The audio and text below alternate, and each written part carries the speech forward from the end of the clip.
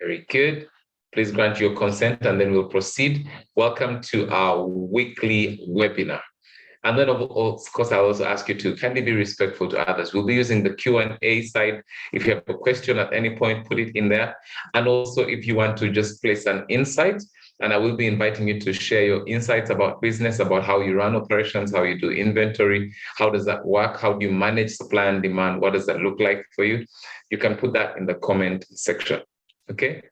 All right, very good. So having said that, let me go ahead and let you know, like I've been mentioning, there you go, Miss Pirani is here. Okay, very good. So balancing inventory, really important part of ensuring that businesses can meet customer demand while avoiding the costs associated with the overstocking or stockouts. Our speaker is here already, brilliant, and we're ready to get started. So that's the topic for today.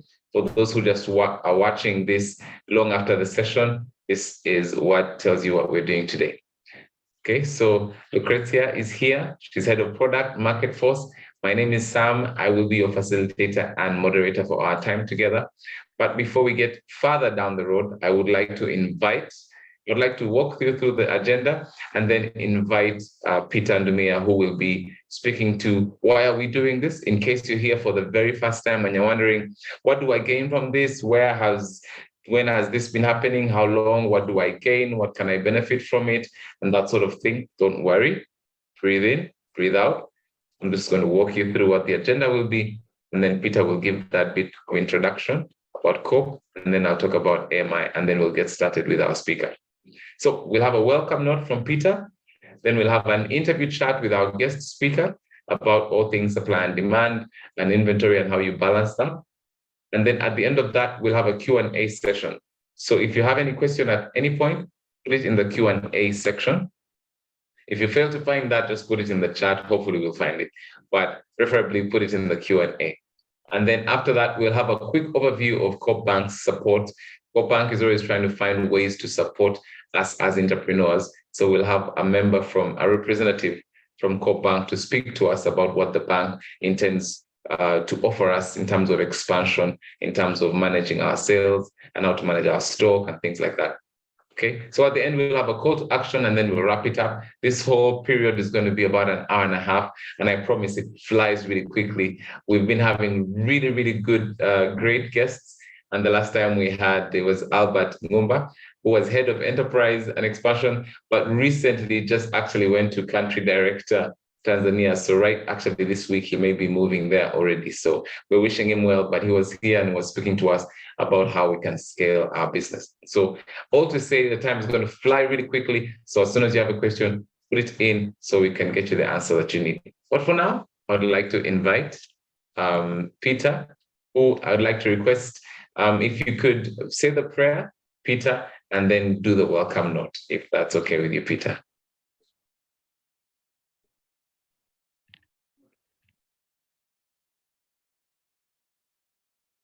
Hi, Sam. Yes, sir. Hope you can hear me, you can see me. Yes, it's getting better. Okay. Recording in progress. Sorry, a bit of... If there's any other device there, I'll request you can keep it on mute and then it's just yours. All right. Well, I hope you can hear me. Yes, sir. Now it's good. Okay. Thank you. And sorry for that. I think we can start with a prayer and we can proceed. Let's pray. Our dear Heavenly Father, this morning we want to appreciate you and acknowledge your presence even in this meeting. We thank you, dear Father, for being together with us as COPE Bank and also as COPE Bank customers. As we continue to learn, as we continue to go through this session, we pray that you guide us. We pray for your insights and we pray that you help us, our businesses, to continue to grow. In Jesus' name, I do pray and give thanks.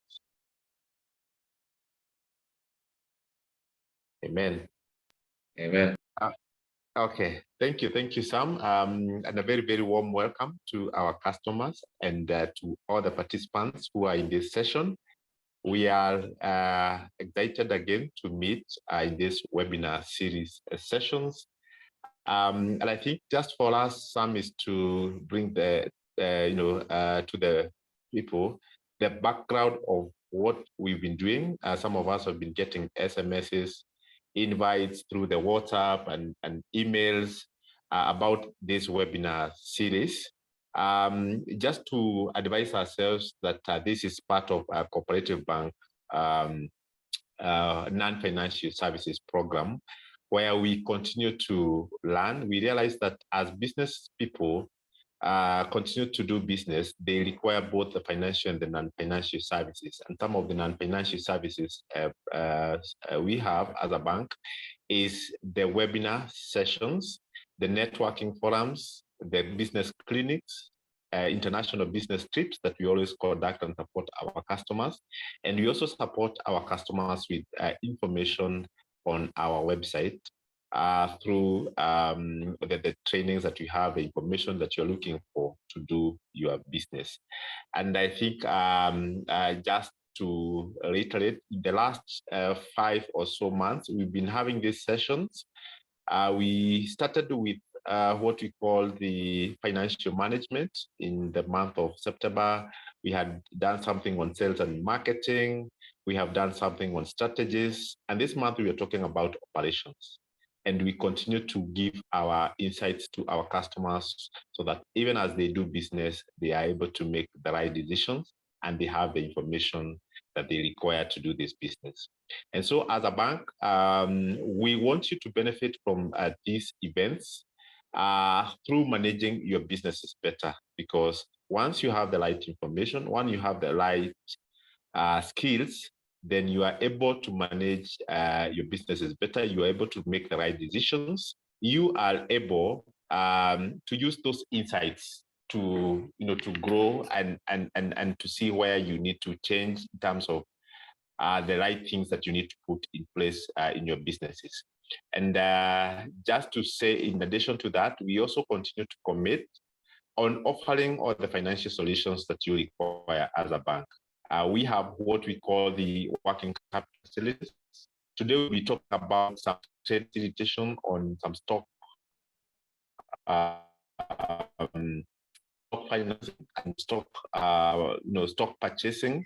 We'll be talking about asset finance in some cases. We'll be talking about our digital collection and payment solutions at some of these forums, just to enhance our knowledge on accessing some of these solutions through Cooperative Bank.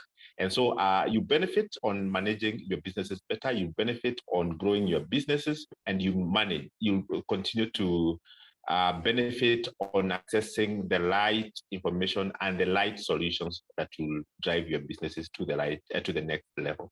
And so for us as a bank, we just welcome us to continue participating in these sessions.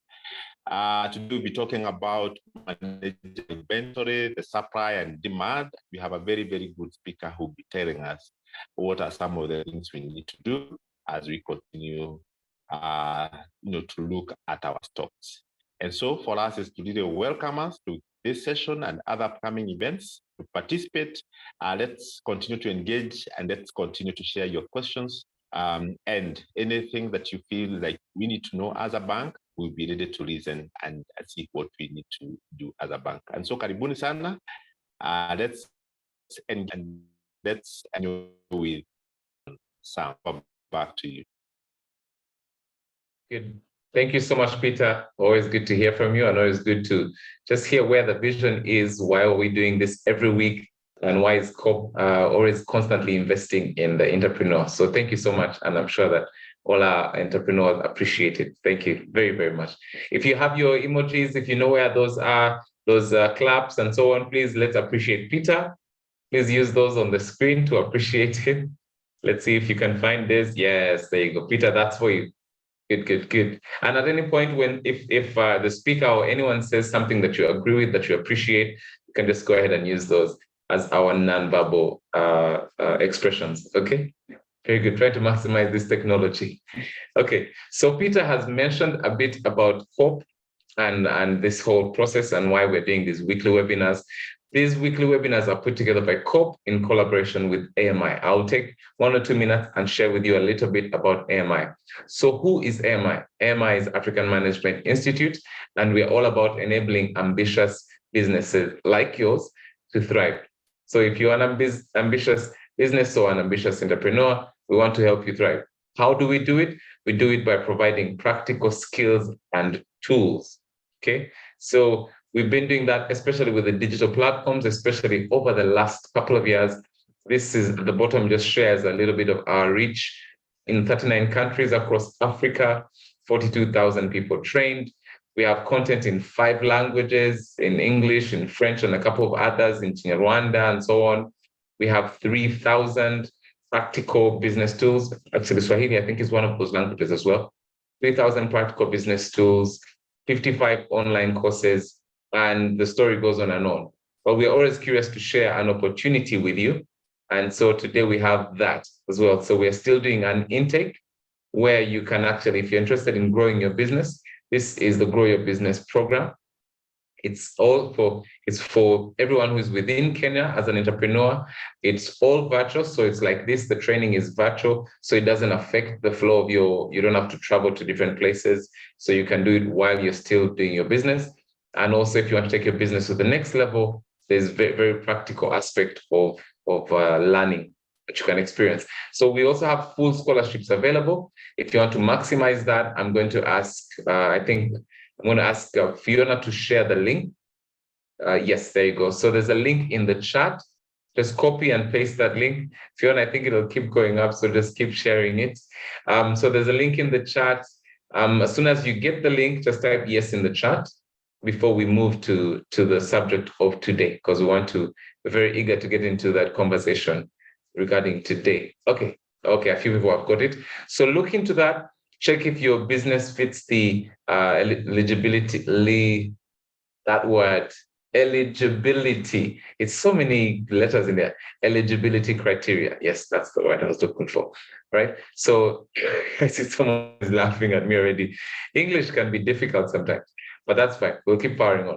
Okay, so you can apply and then just maximize that opportunity, especially as we get into 2023 and to achieve all that we need the training that can move us forward. So that's for you to maximize. All right, so today that's about COPE, that's about AMI. I want to turn my attention to you before we get to the speaker. I know that everyone here has had quite the experience when it comes to managing a business. So whether you've failed a couple of times, whether you're at the top of the mountain and you're succeeding and you're waving the flag, shouting, yeah, we've conquered the mountain, or you're right in the middle and you're climbing slowly and it's a bit difficult, all of us have had the opportunity to deal with inventory at some point. Okay, it may be a bit different if you're in the service sector, but I'd like you to share in the chat, share your top tip when it comes to managing inventory in your business. So if you had the chance to advise yourself, like at the beginning of what have you learned about inventory? If you had the chance to advise yourself when you were just starting out, or to advise a younger person who says, I want to get into this business, I want to, that kind of thing, what would you tell them? Think about it and let me know in the chat. That's what I want to hear from you. I want to borrow from everyone's wisdom here. So let's get into the chat and we'll see.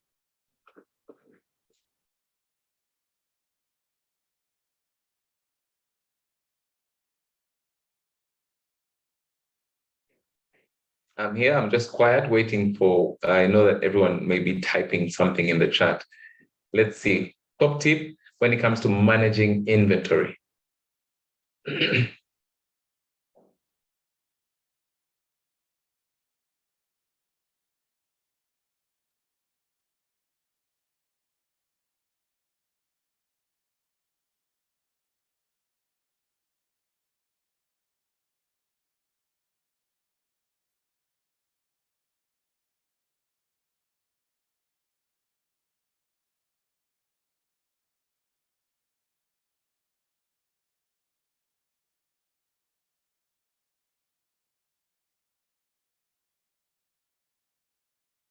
Okay, good. Thank you, Fiona. Fiona says no at sales. Someone else says timely management. Okay. Lamek says track and record keeping. Okay. I'm going to be very patient because that's the subject of today. And this will also guide our conversation with our speaker. So let's see. Please give us your top tip. Mbone says stock in and controls. Okay. Fast in, fast out. Benson, okay. Knowledge of planning. Christopher, thank you. Yes, keep it going. I'm not going to rush this. So yeah, let's learn from each other. Top tip, answers records. Omari says numbers tell a story. That's interesting. We will be coming to that. Yes, we will be coming to that. And I know that our speaker is passionate about numbers and how to use them to inform our decisions. Very good. Charles, cash flow management. Faustin says first in, first out, last in, first out. Record keeping, Charles. You must, let me see, Samuel has a bit of detail. Let me just take a moment and read that. You must at all times be able to understand the trends, buying and selling prices and stocks at any one given time in your fingertips, and documents and air logistics. Okay, very good, very good. Management of cash flow from stock is very important. I'll just take a few more. William says, timing. I wish you could say a little bit more about timing. What does timing mean for you? Okay. Joshua says, cash flow management and loss profit accountability. Okay, loss profit accounts. Two more. This is all interesting. What is very interesting also is that any one of you, I'm sure we could host you as a guest and you could speak extensively about the comment that you put in the chat. So we are in a room full of professionals, and I find that absolutely amazing. Okay, I'll read two more. Jane says ensuring to update physical stocks and book records every time. Balancing needs and continuous availability. Okay, so obviously I can't read all of them. If you have a specific question you want to ask about any of these things, you can put it in the Q&A. But it's very interesting, and I really appreciate your engagement with that. All right. So at this point, it's a very good place to invite our guest speaker. It's a very special name. I think it's pronounced Lucrezia Pirani, but everyone at her workplace where she's been for the last 3 or so years calls her Lou. So we're going to take the shortcut, and I'm going to refer to Lucrezia as Lou. If you're wondering who Lou is, she is the head of product at Market Force. I'll tell you a bit about the last couple of roles that she's had. She's had head of product global, not just national, but global. She's worked in the role of head of enterprise for sales. Okay. She's been head of business development. She's worked in other roles when it comes to business development and quite a bit of management consulting. And when we thought of who would be best placed to help us with this, then we said, you know what, I think we have someone from, yes, there you go. We have someone from Market Force. And last week, we also had a friend from Market Force. We had Albert Ngumba, like I mentioned, who is now country director, Tanzania, who is doing all the scaling there. And he was talking about scaling the business. Today, we have Lou to speak about supply and demand and how to manage our inventory. Lou, I'm sure I've not done a great job in terms of introducing you, because there's also quite a bit like the fact that she loves new experiences and is always up for a challenge, and whether corporate or helping the vendor down the street, she's all about that. Whether technology, she's been on so many panels. This is not a new space for her. Super excited to have you here, Lou. But I'm going to take one step back and ask you, so you're based in Kenya right now, yes? Yes. Hi. I read an article, I think that was from a few years back, and until 2020, I think you had lived in about 5 countries. And I don't know if that number has changed since, and I think like 7 cities. So obviously you're traveling across the globe, and you are like at some point in Rome, Italy, at some point in Netherlands, at some point you're doing so many different things. How does Lou end up in Kenya, and what's the story there? And what's the work you're doing? Great. First of all, hi, everyone. Yes, my name is Lucrezia. You can call me Lou. How did I end up in Kenya? The short version of the story is that I think Africa is the future. I think there's still a few more years. So it's a long-term game, but I really believe that Africa is going to not only catch up, but be the new China or the new Brazil, the new India eventually. And I think Kenya in particular is on the leading edge on that. Is definitely leading the charge of Africa into becoming very powerful economies, full of opportunities. And so I was finishing my master in the Netherlands in 2019. All the doors were open, as you mentioned. I had already experienced living in different countries. So I said, okay, what next? And I was a bit tired of Europe, so started to expand my horizons. I said, okay, what's happening in Africa? And given what I said before, like, started to just take more information just out of curiosity. I got to believe more and more that it would just be a very, very interesting time to be here, especially if you are in the tech space. And so I said, okay, I want to give it a try. And if there's a good job opportunity there where I think could make sense for my career, then I'll go. That's how, hello? Oh, sorry. Yes, I can. Yeah. I started with pre-selecting a few countries in the Anglophone countries. I started with Kenya, Ghana, and Tanzania. So basically, emerging countries in Anglophone areas in Africa. And by searching more and more, I think Kenya was the one that made the most sense because it was really the one that was growing faster. And at the same time, it's safe. I love Kenyan people and I love the nature as well. So he put together both like career goals with personal pleasure of living here. So that's how I ended up in Kenya. And I would say my assumptions were right because I really fell in love with it. And I think Kenya, conquered my heart.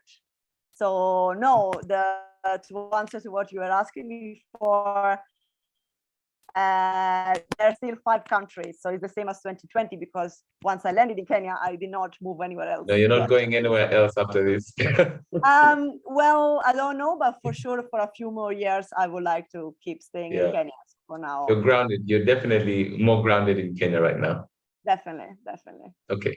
Well, would you share for those who may not already know about Market Force, and I know that's where you've been for the last 3 or so years in several different roles. What kind of, when I was reading about Market Force, I like the expression. It's the operating system for informal merchants in Africa. That's like a huge statement. What does that look like, and what kind of work does Market Force do? For those who may not know, and then where do you come in? What's your role in there?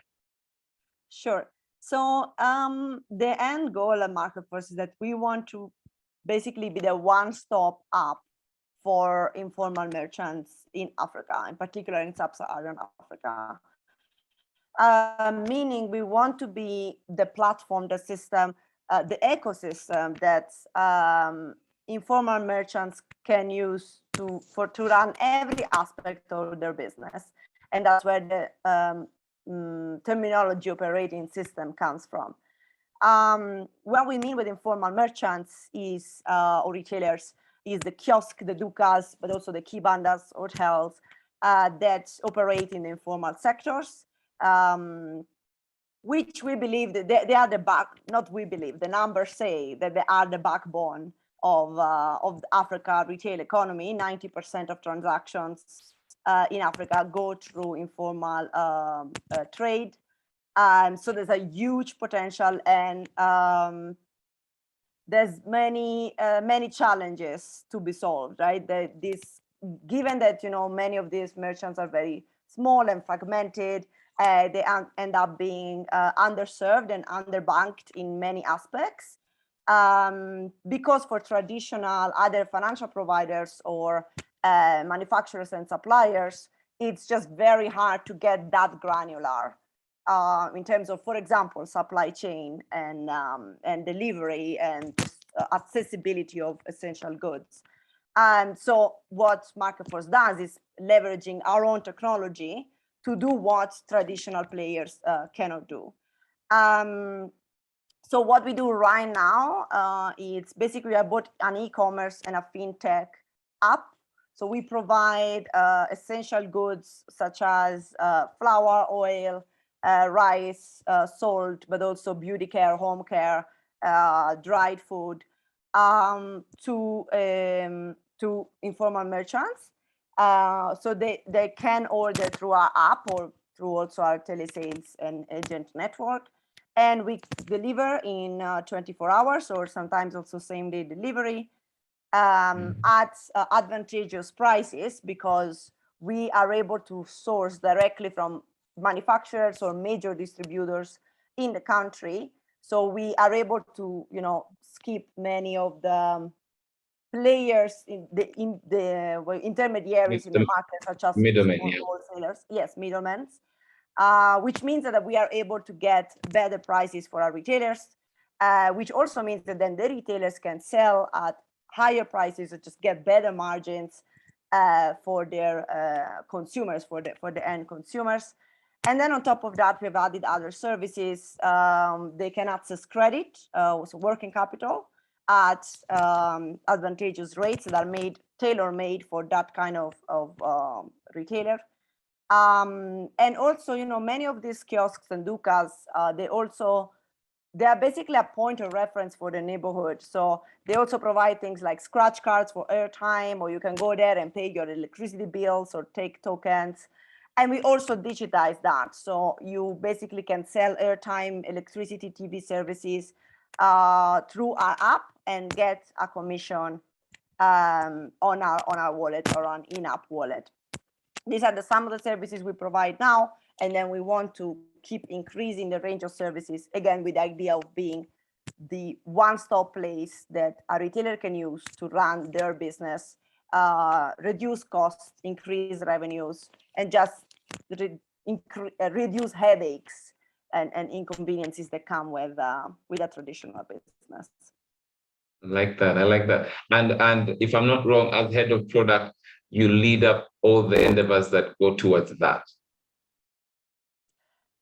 Yes, as head of product, I'm basically the bridge between our technical team, our engineering and software development team, and our commercial teams.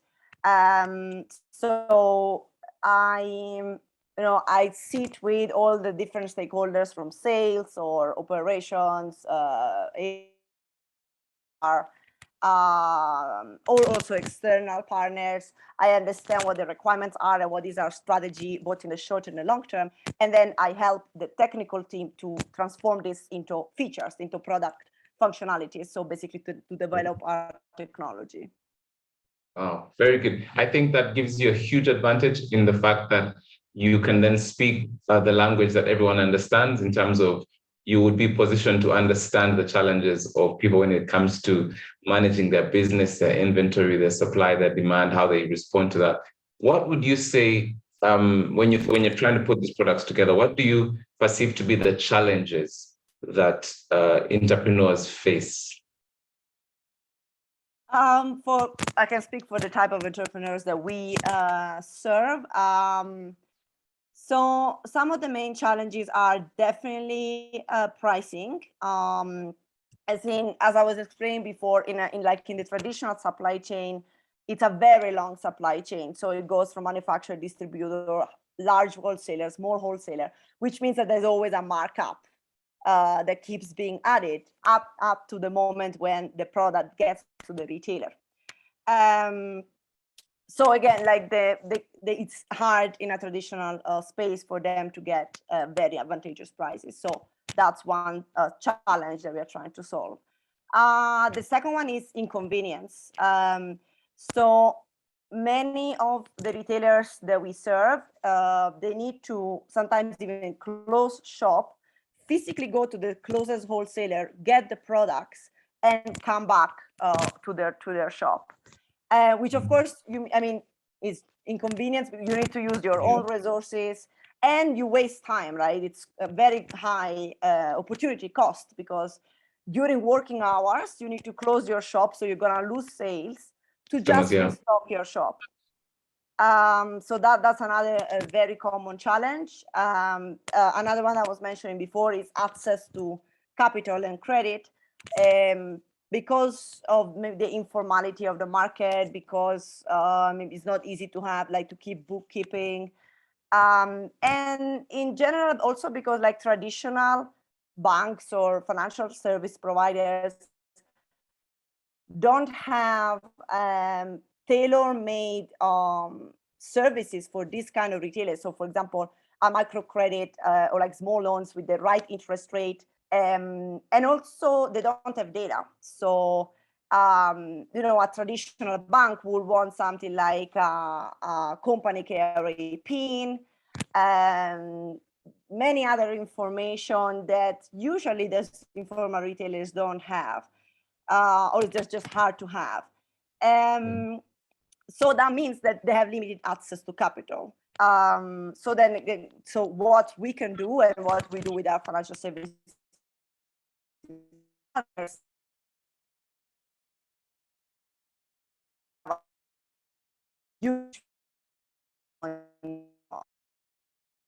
retailers, and we can, like,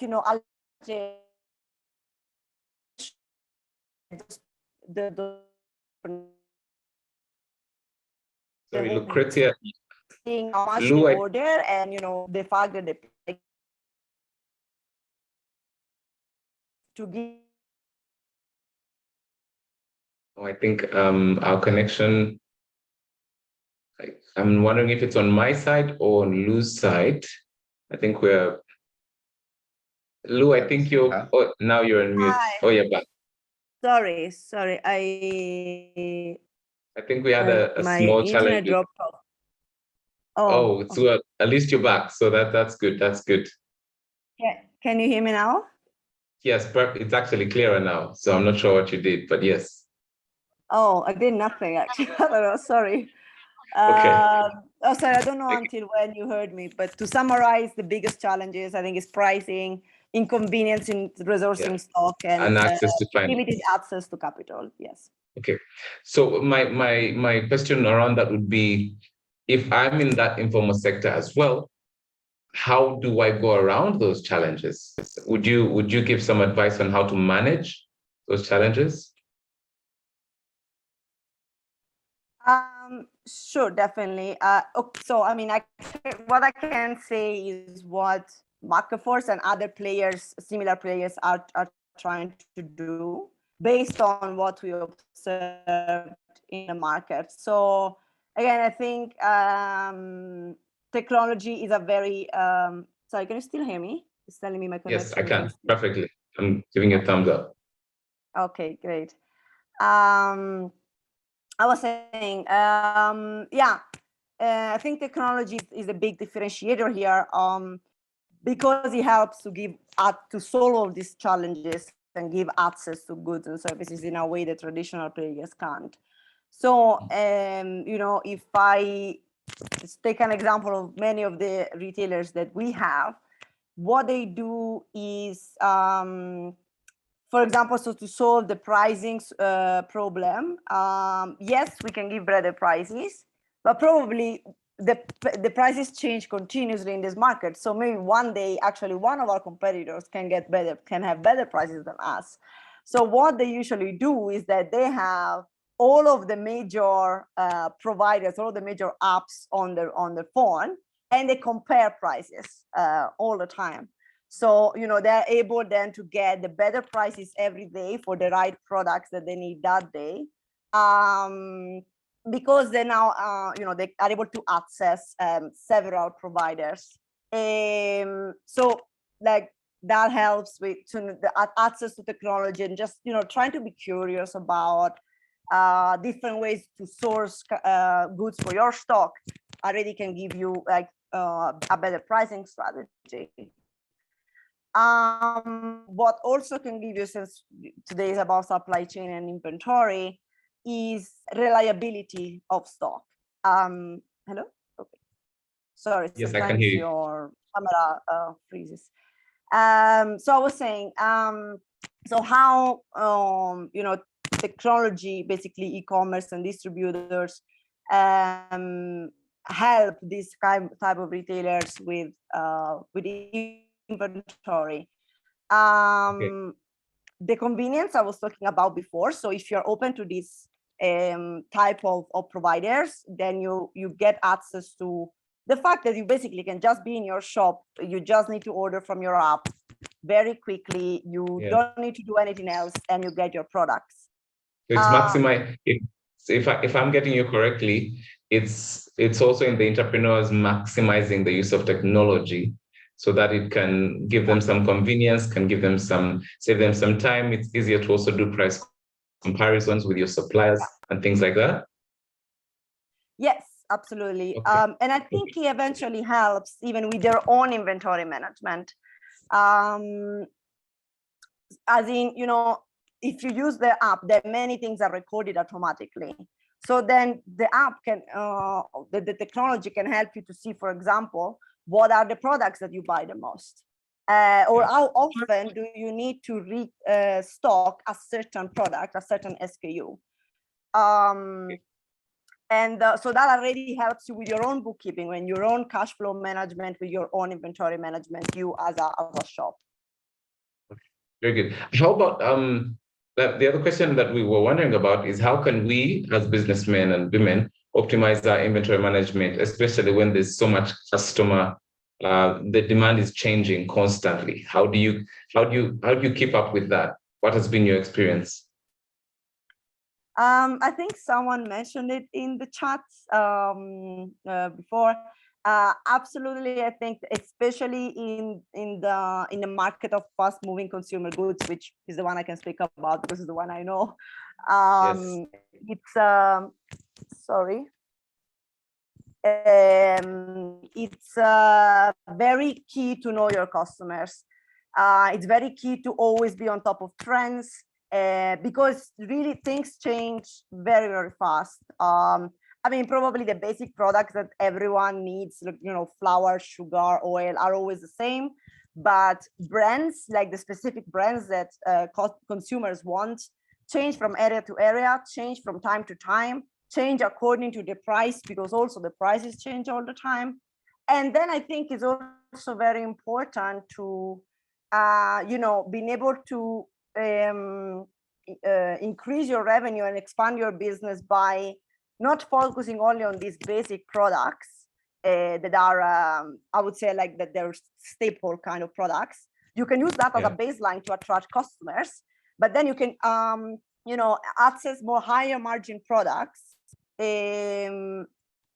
such as beverages or home care, beauty care, that give you higher margins and just are able to help you become from like a small kiosk that only sell like basic things to expand yourself to maybe even having seminar shops and just better revenue. Okay, very good. There was also a question on how can we stay ahead of our competition, because also it's the nature of entrepreneurship that while you're thinking, your competition is also thinking, and they may be coming up with similar ideas. As a business, how do you help business to think about that and also stay ahead of the competition in terms of that, like for instance, the product offerings and the pricings that we've just spoken about? Sure. So I think it is definitely a market where like many things are very similar, right? So but still I think that it's important that you find your own niche. Hello? Yes, okay. I can hear you. Sorry. I'm just good. We should agree. If you wave like this, I'll give you a thumbs up to let you know I can hear you. Yeah. All right, great. Yes. Sorry. What was I saying? Yeah, I think again, observing the market, talking to your customers, understand their needs, but also like I think participating in communities. I've seen like what a lot of our retailers do. They have WhatsApp groups together. They have WhatsApp groups with our agents and agents of other similar providers. Because that is how they exchange advice. They keep being on top of what's going on in the market. And then I think it's important that you understand, especially your neighborhood, talking about, SMEs. As in, so for example, a Duka or a kiosk that as a baseline sells essential goods like flour or sugar and so on. He has different ways of differentiating himself. He could, for example, start being also like an M-Pesa agent or an equity bank agent, selling scratch cards and electricity tokens, as I was saying before. Or some of them, what they do, they keep, specializing vertically into FMCG. So they become like small wholesalers for the neighborhood. Some of them maybe start selling like more like high-end products. There are different ways you can do this. And I think the one that makes more sense depends also on what your other competitors are doing around you. So, if there are already other 10 agents in your same neighborhood, or maybe even in your same street, probably that's not how you want to differentiate yourself. You need to the market is saturated. Yeah. Okay, very good. So if just to take one step back, if I've understood you, I need to be constantly thinking about, and everyone needs to be constantly thinking about, how do I respond to competition? If we all do the same thing, we're not going to be different. So that doesn't make you unique. So you have to look at your environment. There's no obvious way. You have to look at where you are. What could you do to be unique? Either you go up the chain so that you're not at the bottom, you can supply other people, or you find a unique product that you provide, not just maybe the lower, usually the faster moving products, but maybe there's a bit of the slower ones, but that give you a higher premium. So these are some of the ideas that we can consider in responding to competition. Did I hear you right? Yes, definitely. Maybe I would just add again, like coming back to technology, being open to providers that can give you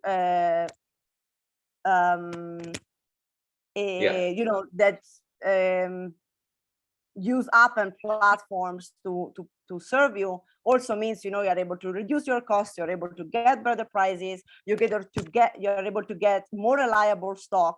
So of course that helps you with your own internal management of your inventory management, but it also gives you an edge on the competition, right? Because then it means your customers will get to know eventually that you always have stock, you have better prices, and also you internally have less cost.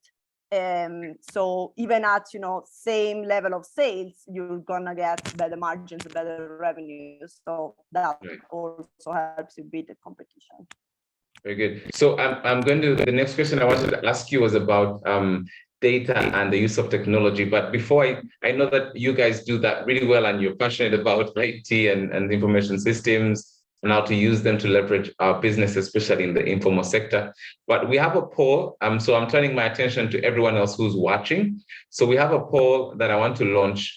We want to engage you and just get some feedback on what extent. So there's a poll on your screen right now. To what extent do you use technology to facilitate your operations? I think that question will be quite good for us to get a sample response. Is it to a great extent? Please respond. Is it to a great extent? Is it moderately? Is it you're just starting to do that? Or maybe no, we're yet to use tech. And maybe I'll give it a minute or so, and then I'll ask Lou to just give a comment in response to what the result will be. Right, just 30 more seconds or so.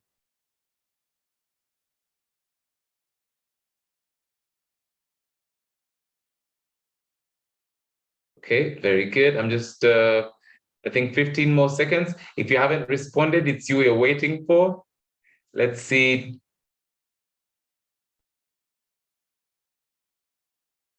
Okay, very good. I'm going to go ahead and, okay, there's quite a number of people responding, so I'm just going to give a few more seconds.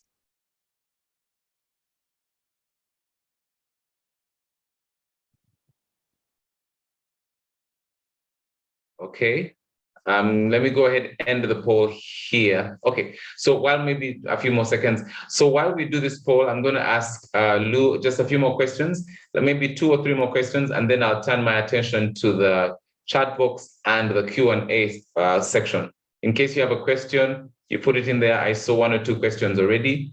Just put the question in there and I'll get Lou to respond. All right, so let me stop it here for the sake of time. Lou, I think you can see the results. Yeah. Would you care to give a comment on the use of technology for our businesses here? Sure. I think it's very interesting. I see quite a lot of answers on at a great extent or moderately. I'm not too surprised, to be honest. I mean, from my knowledge of the market, actually a lot of small retailers are very open to technology, especially in Kenya, especially in Nairobi. I would be, of course, I mean, my follow-up question, what I would be interested to know is what is the perception of each one of our audience of the use of technology, right? So what do we mean when we say to a great extent? What do we mean when we say moderately? Yeah, how do we interpret that? I think that would be very interesting to deep dive into. Very good. But what does technology look like typically for small shops or businesses in the sector that you're working with? Sure, I think as a minimum, it would be ordering through platforms, through online platforms, whether it's an app or a web app. I think many are also interested in doing their own inventory management system and P&L also through an app rather than on paper or, I don't know, using Excel. So like, for instance, I wouldn't consider of technology. I'm thinking about something more automated than that. And I would say also, so yeah, I think the basics is when you start at least automating or using automated systems for your inventory management and for your ordering and delivery operations. Maybe even more than that, then is to start using it also to access capital or to start doing more like financial services type of stuff. I don't know, maybe having a saving account, maybe digitizing all your payments, not having cash as an option, pushing Pesa and so on. Yeah, that's, you know. Very good. Very good. I'm going to take a sharp turn and ask about waste and how do you manage reducing waste and inefficiencies? What would your advice be when it comes to, like, in response to inventory, how do you manage reducing waste? Very good question. I think we need to come back to what we were saying before about knowing the customers, knowing the trends. And I've seen someone also posting the same chat. I mean, we want to get at, right? Also, like for Marco Force wants to get at that for itself, and I think then technology providers can help with that also, the retailers themselves. The way you reduce waste is by knowing what is going to sell and being able to be like very, very accurate. So knowing it both in terms of types of products and knowing how much to stock of it. So again, if we come back to technology, manage the inventory. Yes, and technology can help because it can recommend based on historical data that it sees, right? The typical things even Amazon does for a consumer, but then you can extend the same to an entrepreneur, a business. you have bought this, or usually you buy this, or this product, you replenish it this amount of times. So a mix of looking at historical data, but also being able to see the trends that are coming up. Yeah. So it's interesting, because then what I hear you say is it's still about using technology to get those data points, to collect the data, and also make interpretations that we can use to make decisions for that. Okay, so let me ask a different question regarding how do we improve the customer experience? Is it also linked to technology, or what can we do? What have you seen? What? Well, I would say that technology is the one I know, right? So probably there are other ways. Right. But the angle I know is how we can use technology. In terms of improving customer experience, so between the retailers and their customer, I mean, yeah, definitely, knowing what they want and stocking at the right time in the right quantities, it's very, very key to maintain the customer happy. I think it's also a market where, technology aside, personal relationships are still very important. And sometimes you can be forgiven by customers if maybe you don't have the right products, or you have high prices, or I don't know, you're disappointing them in some way, if you have kept a very strong bond with them. So if, even things like asking them about how their son is doing, or how being very open in asking feedback as well, being very open in asking, okay, how else can I help you? What else would you like that maybe now I don't have? But, if you tell me, maybe I can try to see if in the future I can provide these other products or these other service. So I think just building relationships with your customers is very important because it's a market where customer retention is very tricky, because there are many that do a very similar things, and they're usually very, just one next to the other. So then how can you retain customers? How you can have customer loyalties is by building relationships, maybe having discounts. And that all starts with also knowing your customers and just being very open, even just ask questions and feedback. Yeah, very good, very good.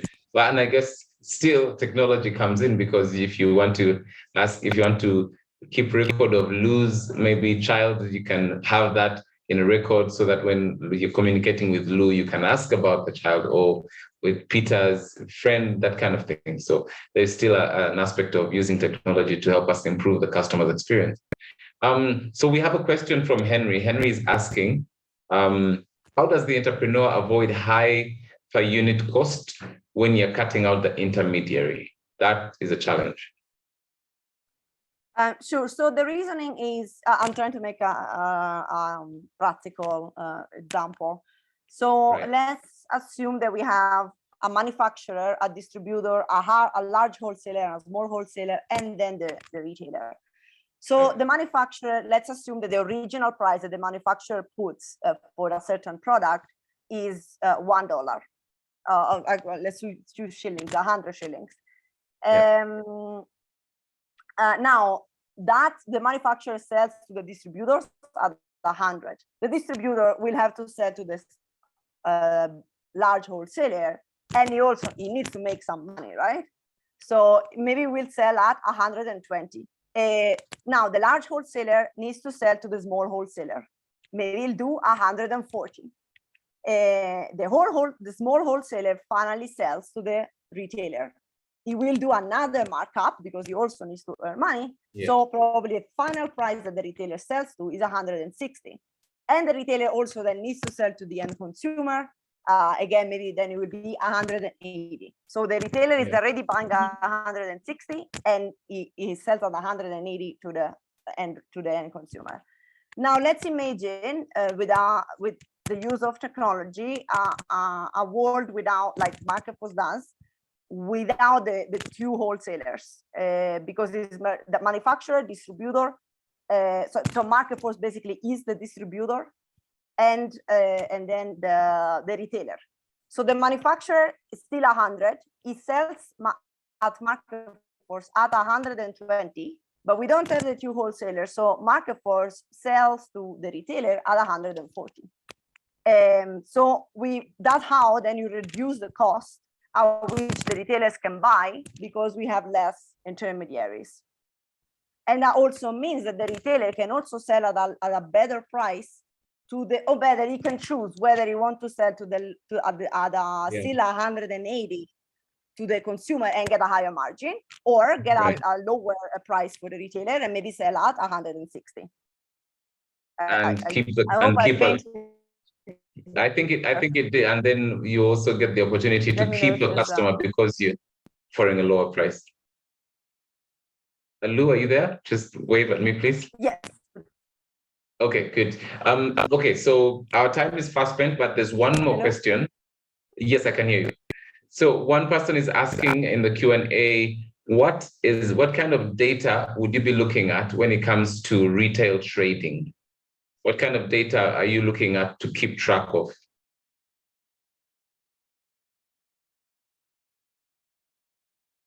Hello? Yeah, I can. Can you hear me? I can hear you. Yeah, I think it was just a moment. So the question is, what kind of data you're looking at for retail trading? Yes. Okay, it depends on what we want to do.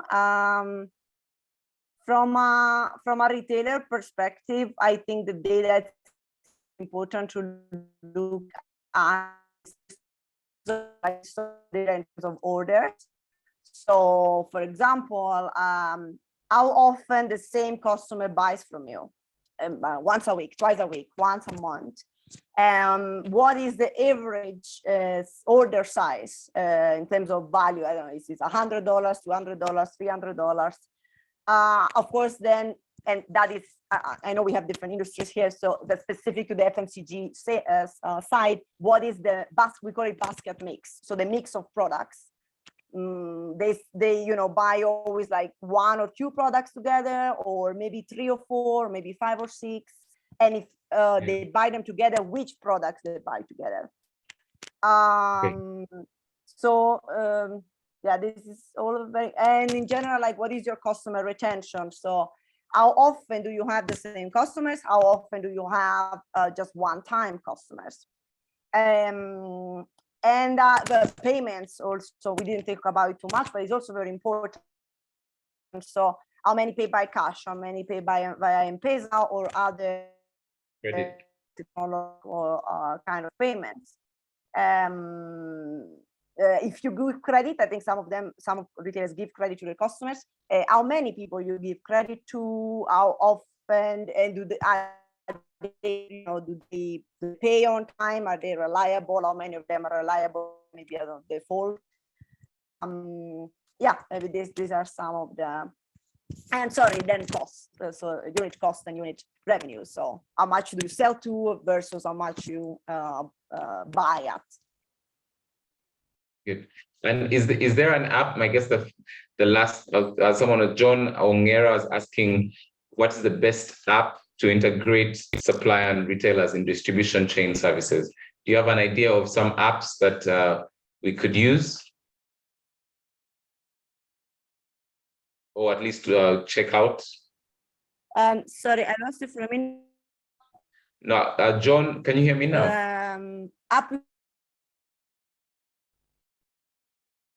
John Ongera is asking, which is the best app to integrate supplier and retailers in distribution chain services? Do you have some options you want to suggest to us to look out for? Well, Regia, of course. Sure, I saw that. I saw that coming. I saw that coming. Yes. No, I think I don't want to be this a promotion for Marco. So I actually would like to add something on this. I think once app like Regia, but also our direct competitors are able to do is giving you the best prices, giving you that convenience we were talking about, giving you that reliability with stock.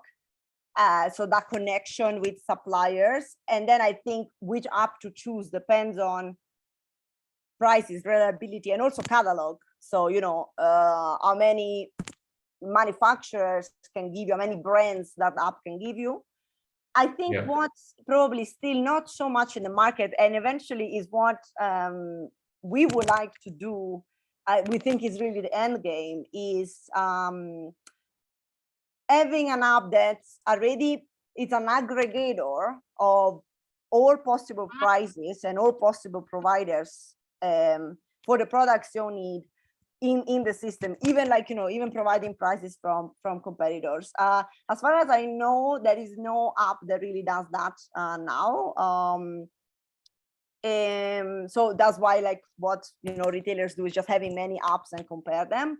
But I think that would really be end game. That's where we want to get at.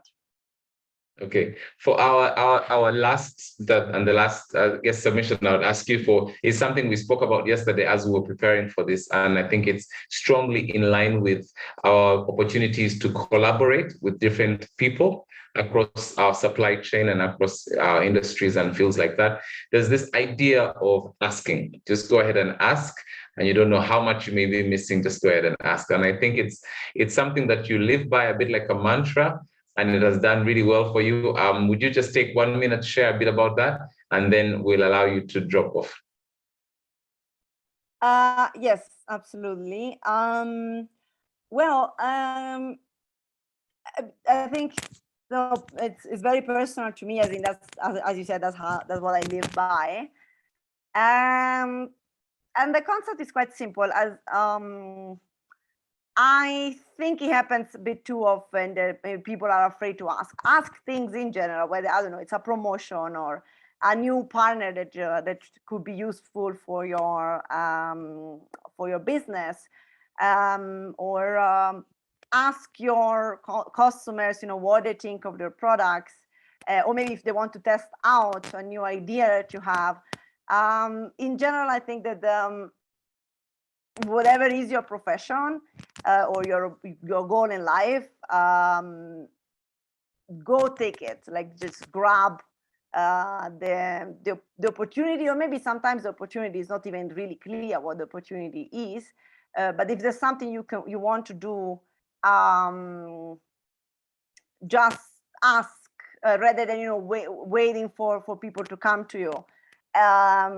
If I can give a couple of practical examples of my own life, when I decided to go to Kenya, and I never lived in Kenya before, I did not have a visa. I never even been to Kenya for a holiday before. And I didn't have so much experience. For sure, I didn't have a specific experience in Africa.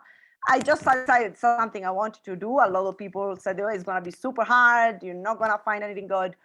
I found amazing job in, like, not even after 2 months. I think that I was looking for a job while I was looking for it remotely. Because what I did, like, it's just, okay, let's just go on LinkedIn and see, or through friends, see what's out people there, see what opportunities, and just just and same thing for, like, my change from head of enterprise sales to head of product. I know that the company was looking for a head of product. It was very hard for us to find it externally. At the same time, I was in a moment where I wanted to still work at Marketforce, but just change what I was doing, try something new. I mean, I didn't have previous experience in product management, so they could have easily told me this makes no sense. But I've asked the founders whether they think it would be a good idea. I had to learn a lot of product management just because I was an early employee. So I just kind of learned a lot about everything in the company. So I just asked if they thought I could give it a try, and they said yes. So, and we did this together, and it worked out. All you have to do but is if I didn't ask, you wouldn't have come from them. Yeah. Thank you so much, Lou. I think we'll end it at that. And that's a very strong message. Today, we've been talking about supply and demand. We talk about how do you manage your inventory. And I think it's a good place to end on, to ask. So it's the beginning of the year. Just ask. Ask your customers, ask your suppliers. If you have an idea, ask them, engage them. It may take you to your next level. Talking about technology, you don't know how to use it, ask someone. Just reach out, ask. It will build your business. Ask. If you don't know, ask the question, and someone is ready to give you some help. So the worst case is that they would say no, but they're ready. No. Yeah. The worst case is that they'll say no, but I think that's a good place to end. Thank you so much, Lou. Please help me appreciate Lou with your emojis. Give me those claps, give me those hearts going up. Thank you, Lou. And in the chat, I'm going to ask Fiona to go ahead and share Lou's LinkedIn, and you can follow her on LinkedIn. And she's on she's on LinkedIn. So that's a platform that is definitely available to check on what's happening in the world of Lou and all that's market force. Right. So very quickly, I want to turn my attention to Copa. And today we have a special guest here with us as well. He's going to be talking to us about MSME stock financing. And his name is Kenneth Kiprop. Kenneth, good morning to you. Or is it afternoon? Let me check. Yes, it's afternoon. Good afternoon, Kenneth. Good afternoon, Sam, and good afternoon, everyone. How are you, sir? Good afternoon. I'm going to turn it over to you really quickly. Kenneth Kiprop is the lead value chain finance and is part of the CoBank family.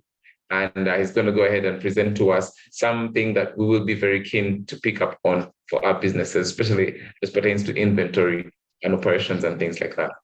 Kenneth, over to you. So thank you, Sam, and good afternoon, everyone. Thank you, Lucrezia, for that well-done presentation.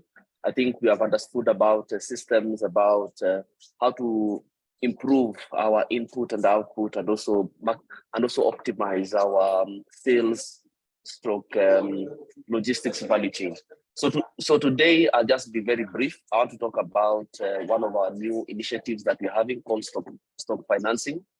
So I'll just do a very brief presentation and then maybe now take questions from the floor, given also that the team here also has may want 2 or 3 clarifications from what we'll be presenting. So just to introduce myself again, my name is Kenneth Kiprop. I'm in a team called Trade Finance. I oversee an area called supply chain or value chain, whereby we just look at the 360 view from a customer or from a business perspective on how to solution our customers' day-to-day business. What we see is that most of our customers do trading, so they buy supplies from a certain entity who can be an anchor or a distributor or a manufacturer, and then sell that to either retailers or to the final consumer.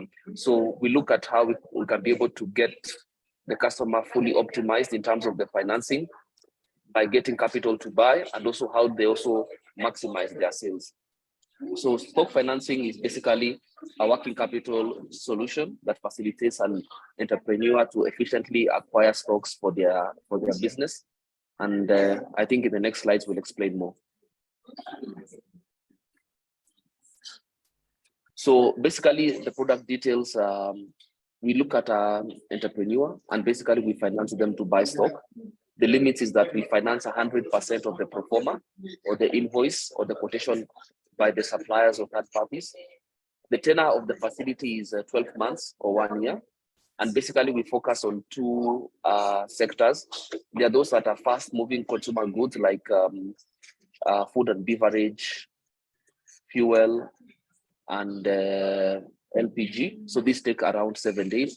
And there's the longer term trade, which is basically pharmaceuticals, agro dealers. We'll be looking at things like manufactured products that take time to sell. So here we give facilities that take up to 90 days to repay. We are flexible in terms of the security that is required. We offer tangible, partially secured with AGF, and also non-secured facilities, depending on the account profile that the customer has with Cooperative Bank. So we have got 5 key sectors that we focus in terms of stock financing. Kenya, as we understand, is a trading nation. We don't do a lot of raw materials or fully manufactured products. So our population, 70% of our population is doing trade, day-to-day trade. So there are 5 key sectors which we see our customers in. Number 1 is building and construction. Here we find a lot of hardwares and distributors. We also have agrochemicals. Here we see many agrovets and stockists. And we also have pharmaceuticals. Here we have people who are selling chemists and pharmacies. And also we have food and beverage, which basically looks at the supermarkets, wholesalers, distributors, and retailers. And also we have fuel, LPG, and lubricants, which is basically petrol stations. So the kind of stock that we are going to finance actually deals with these 5 key areas. So if I give an overview, we want to be able to benefit the customer or to give financial solutions that fit to the structure and to the cash flow cycle of the business. So the benefits are basically we ease pressure on working capital. So today, if Sam is operating a business, there's a time whereby he'll have a larger order than the norm. So we provide financing that he's able to meet that. So what we see in supply chain is that as long as Sam is based on, he's basing his sales based on what he has collected, then Sam is not optimized. So we give a facility so that at least Sam can buy according to the opportunity and not what Sam can afford. And then again, we pay for stocks in time. Maybe I can go back, yeah, just maintain that slide. So we pay for stocks in time to ensure consistency and avoid stockouts. So what we have seen is that some of the large manufacturers, if you buy a lot of stock in one time, then you get a discount. So with this facility called stock financing, actually, you can be able to get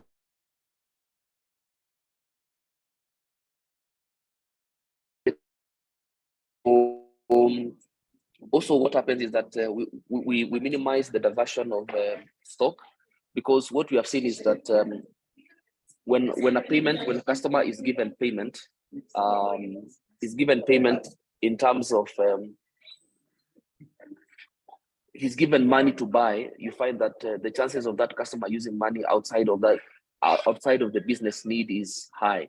But once we finance through a pro forma or an invoice, then it is very easy then to keep the customer, who now is the lendee, honest and also sticking to the business and be able to grow that. And then also we align the financing structure to the cycle of the customer. So if Sam is doing business of FMCG, we know he can repay in 7 days. If he's doing longer term business, then we know he can pay in 1 month.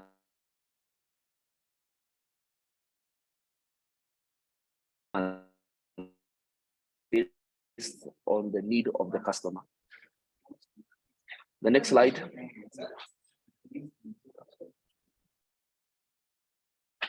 So I think now the call to action is this product is live, is in all our branches, all in our networks. We have around 180 branches in the country, some in malls, some in our regional centers. So visit your branch.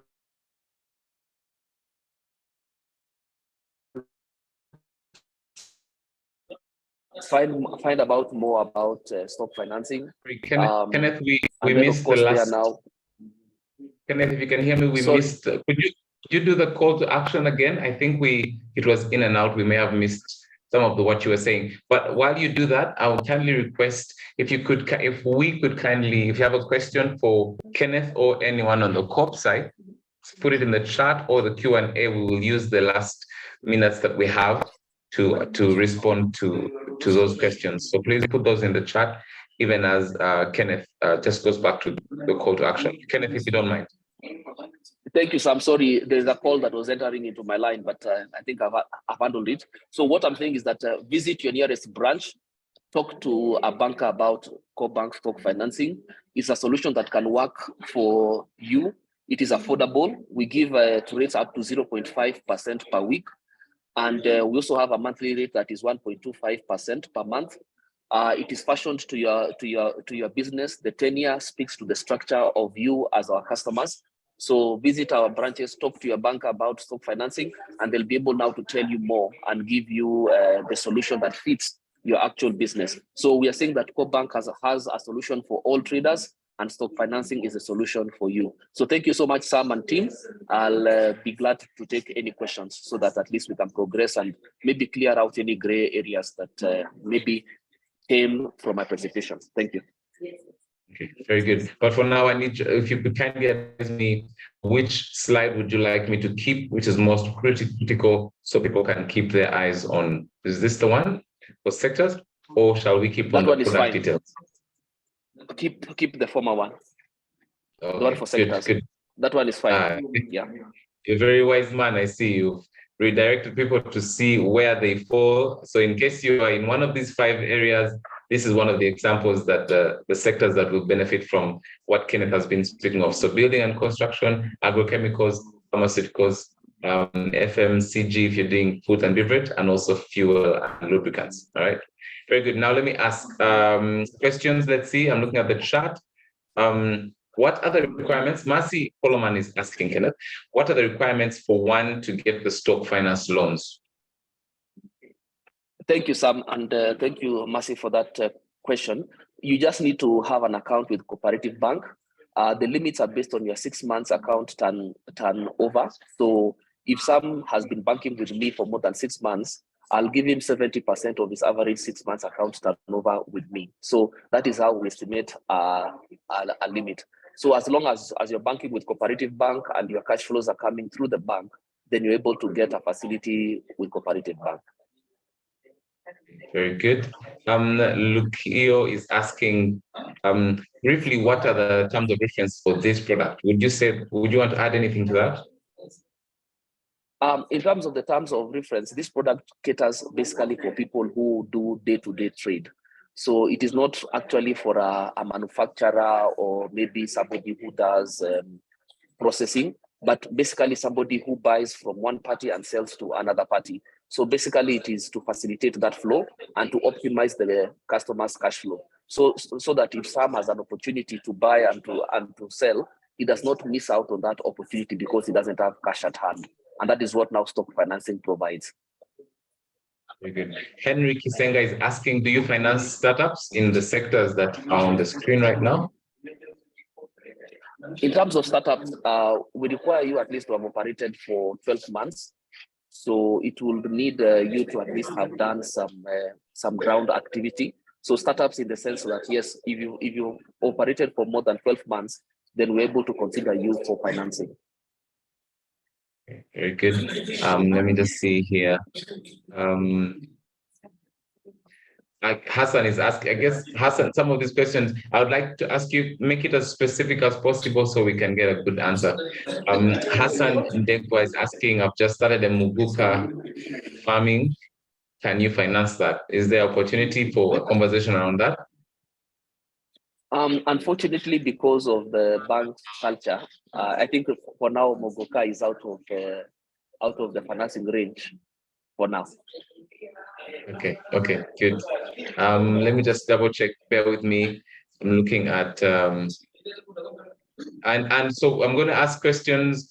If Kenneth, it's outside your scope and you feel you want to defy to someone else, you can go ahead and do that. I don't want to put unnecessary pressure on you. Hannah Kariuki is asking, do you have loans for musicians? The musician sector is not put on these 5 sectors. So can you help, or who can respond to that? I think what I can say for that, maybe not the full answer, is that we also have facilities where we look at creatives. I think if you look at the gig economy whereby they participate, I think we have loans for maybe if they want to buy things like musical instruments, and also maybe if they have some operations they want to run, maybe to set up something, we also have mortgage and construction loans. So I think I request that they speak to one of our bankers and we can be able to understand the full need. So what is it for? Is it for buying the equipment? Is it for building something that maybe people can come in? So it will depend on the need. So I guess that goes to the call to, if I'm getting it right, it goes to the call to action. Come in, let's have a conversation. Correct. Did I get you right, Kenneth? That is true, Sam. That is true. Okay. Francis Agalomba is asking, does stock finance need collateral? And if so, what does that look like? So if we look at the collateral landscape of this facility, if you are banking with Cooperative Bank, we have got some packages. If you're in the bronze package, you can be able to get up to 600,000 unsecured, silver up to 6 million, and gold up to 10 million. So that will be depending on your banking levels. For those that require security or maybe do not have adequate bankings with us, we'll require things like chattels, which are motor vehicle logbooks. And for higher limits, we require pieces of land. But what I will say, Sam, is that this product, you actually need to bank with us for 6 months, because once you bank with us for 6 months, then the question about security becomes easier, because then I'll have seen what Sam is banking with me, and based on that cash flow, I'm able to lend. I think is what professionals will call cash flow lending, that I lend you back what you're actually banking with me. Okay, very good. I think Junior Fred is adding to your answer, saying, unfortunately, most new businesses crash in the first year. That's why the bank requires you to have operated for at least 1 year and above, just to get some stability. Thank you, Junior Fred, for that clarity. Unsecured loans, someone is asking, do you speak about that? Yes, Any potential I talked about if your cash flows with us are passing through us, we're able to consider for you 70% of your 6 months turnover as unsecured facilities. So as long as your cash flows are passing through us, we're able to consider you for a limit of 70% of your average 6 months turnover. And then, of course, the cycle of repayment will be determined by the trading you do. So, for example, if we're doing FMCG, we give you a line that you pay every 1 week or 2 weeks. So we also link that to the structure of the industry that you're participating in. Very good. Hassan says thank you in the chat. Johnson Karanja is saying, do you have a product financing techpreneurs and IT companies? Yeah, I think it speaks to what we said earlier. So if you look at people who are doing techs, maybe they're building softwares, or maybe they've got creative companies that depend maybe on tenders and contracts, maybe with the government institutions or private organizations. We have facilities. So for example, if Sam wants to do a tender maybe for software provisioning or maybe hardware facilitation, if he has an LPO from one of the government organizations, we have those products that we can be able to give Sam, so that he can be able to fulfill the tender and then get paid. So Sam now is a creative or is a techie, but he doesn't have the money to do that business. So we're able to give things like LPO financing. And if maybe something that, if Sam is doing trade, maybe he sells computer equipment, if he does something like maybe supplies of software and the rest, we can also look at a stock financing line based on his bankings with the bank. So that is still in scope. So what I'm hearing quite a bit is it's always an advantage if you've had a continual banking relationship with Corp. So then we can be able to have a closer conversation after tracking how your cash is flowing. Am I getting that correct? It seems to be a core. Correct, Sam. Because at the end of the day, I think one of the things about financing is that people don't lend to strangers, in the sense that if I met Sam in the streets, I would, yes, Sam can give me a very good conversation, a very good business plan, a very good chart of what he wants to do for 2023. But a banking relationship at least makes us more familiar, so that now when they talk about facilities and loans come, it's more of an easier conversation, because I've seen what Sam is banking, I've seen his cash flows, I've seen maybe where he needs maybe to adjust or to perform better. So I'm able to make a more informed or easier decision in terms of the lending requirements that some may have. Very good. So we'll take a couple more questions. If you have any other question that has not been responded to, Kenneth is here doing a really, really great job. Thank you, Kenneth. I'll ask a couple more questions. We are maybe 5 minutes away to 2 or 3 minutes away to the end of our session, but there's so many more questions that I want to highlight here. Evans Mdihi is asking, do you offer loans to contractors who fall under building and construction, which is the top sector that you mentioned? Yes, in terms of the contractors, we have a specialized product for them. So if you look at the construction in the industry, these are people who get maybe tenders to build, tenders maybe to lay some infrastructure in an institution or in a maybe public place. So for example, this can be government tenders. So we are very specific on who is the issuer of that tender, because of course, again, we look at the ability to repay. So if you look at a private organization that are well funded, and we are sure that it is a good organization, we are able to finance LPOs, and also we are able to give facilities for either the construction and also for the laying down of infrastructure. So we have those facilities between 90 to 180 days, because also we understand the long-term nature of the building and the construction industry. So for contractors, I think come and speak to us. We have very good products that can suit the kind of cycle that you're working on. But what I will say also, of course, is that if you get a tender or a contract from a party, it's always good to check the ability of the institution to pay you, because what we have seen in the economy is that many people are getting banned. So some is going to an organization, getting a tender of 5 million.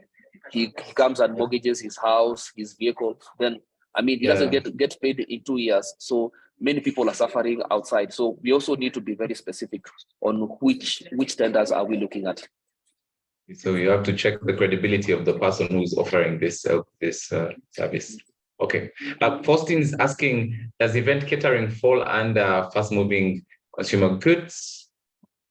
I see that you put wholesalers and supermarkets, but events catering, Faustin is wondering.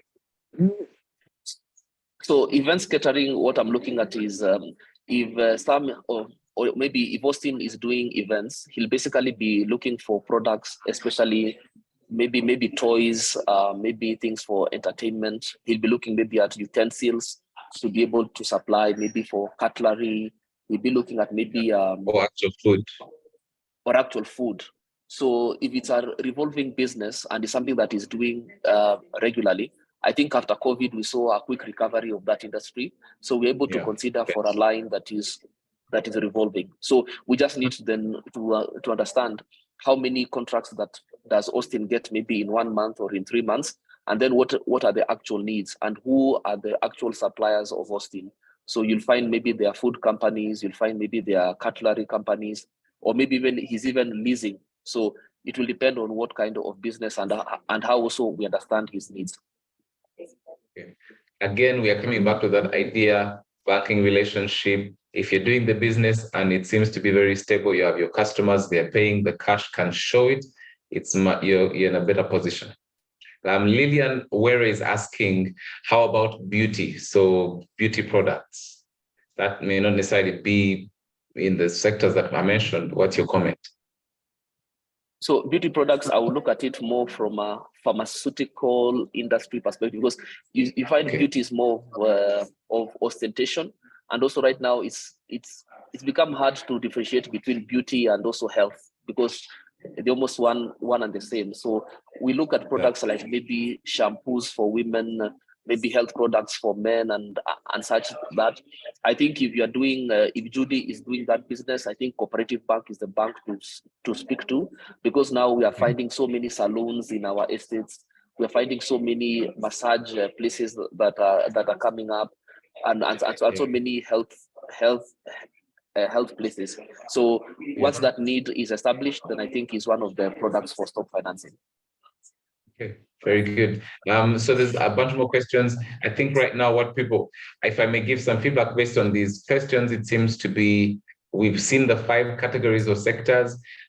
People are curious about whether their businesses fall within there. For instance, someone is asking, Ernest is asking, how about textile and clothing? Where do we fall? Simon is asking, what about garage and auto care industry? Where do we fall? And is there a place where we can find this information, maybe as a reference, so that I can then, or does it all require a conversation with my banker? Kenneth, if you could make a comment to that, and then we'll wrap it up. So what we'll do is that I think that is good feedback, Sam. I think the floor is talking. I think what we have done, and maybe what we need maybe to define more, is maybe the openness of the solution, maybe to other industries that are not pictured here. So I think I'll still refer the customers to speak to their branch, but also I will leave my number and my contacts, so that I think if they need to speak to me, they're able to speak to me, and we're able then to come to an understanding of maybe what solutions can fit them. Very good, very good. Do you have any parting shots, final shots to our customers who are here for this week? I think my parting shot is that for the Kenyan economy, we're beginning to see some recovery, especially since the beginning of the year. So there are a lot of opportunities that are coming up. I know last year was a very difficult year in terms of trade. Cash flow and liquidity was very low in the economy.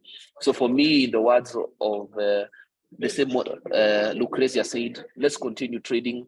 Let's continue probing the market. Let's not give up. I know sometimes things are tough, but also let's make those smart decisions. Let's not take a tender. Let's not take a supply contract just because we think that we're going to get money. Do your due diligence, because there are many places that are struggling right now. So make the right choices. Be conservative in terms of your decision making, and actually look at what has been tried and tested.